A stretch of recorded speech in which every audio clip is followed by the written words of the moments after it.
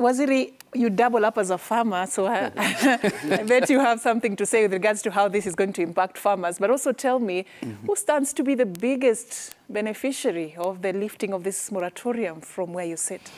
I feel it is the international investors who will give us the seed and give us the herbicides, the pesticides, for us to create the conditions of perceived improved production or productivity. And therefore, we become slaves of the same. I would have preferred that our scientists here are able to produce these GMO seeds that are grown within our environment, so that instead of paying the international community or the outsider there, we pay them or we pay ourselves. Because the danger is that you become a recipient of a seed that you cannot reproduce, because they know that they have a market in Kenya, and they don't care. If this market in Kenya dies after 5 years, they move on, just like any other business. It is like people fishing in the deep sea. When there is a lot of waves and the deep sea is troublesome, they move to safer places.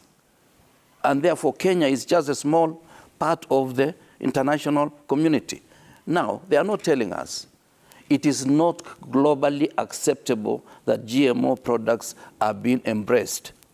And therefore, what we run to see in the near future is that some countries will put some barriers on some of our exports, the way it was done because of DDT.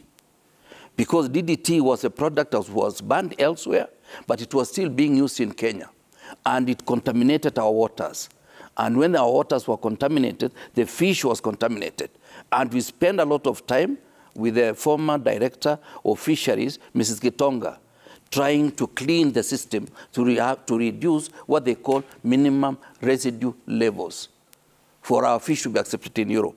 Now, this is another exercise that will put us in the same trouble, that we will go back, because some of these things will be done through irrigation. And when you do irrigation, some of it will be swept into waterways. And the waterways now will be contaminated by the GMOs.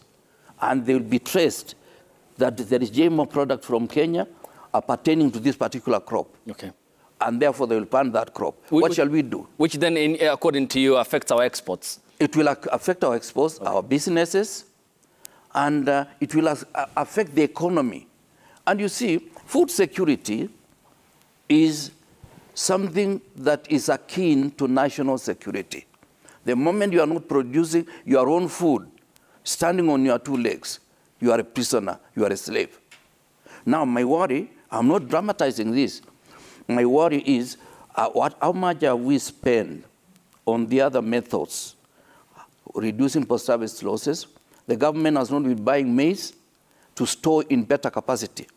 And for maize, for example, post-harvest losses go up to 40% if you store at home. And that's when you go to Kambani, you hear aflatoxin because of poor storage. They harvest when it's still wet, and they store in conditions that encourage aflatoxin. All these issues, if they were addressed, and we do cost-benefit analysis, we run the risk of not involving ourselves with GMO. Okay. Just one final follow-up, Waziri. You have said that we ought to be having the capacity to do our own research here and to an extent produce our own GMOs. Would it be different than if we do it domestically, that such pollutions, as you have mentioned, in our water sources would be forestalled and that our exports will be safe? Would it be different if we produce ours? It will be different because it's not just even GMO alone. If you do research on issues of tissue culture, which is not synonymous with GMO, on issues of breeding of maize, which has been done for the last 100 years in the world, and in Kenya from, I think, 1938. So it is not the same. But people conveniently want to say GMO is a solution to food security. It is not a solution. It is a short-term panacea to a problem that is likely to bedevil our society. They will tell you, research and extension died 10 years ago. What have they been doing on research and extension? I'm happy to hear my colleague, my panelist colleague here, saying extension is going to be revived at the county level. Many of the officers in my former ministry, they have been in county doing nothing. No research money has been spent by the government. Go to Tea Research Foundation, go to Sugar Research Foundation, go to all these research institutions, including Calro. They are only relying on money from foreigners.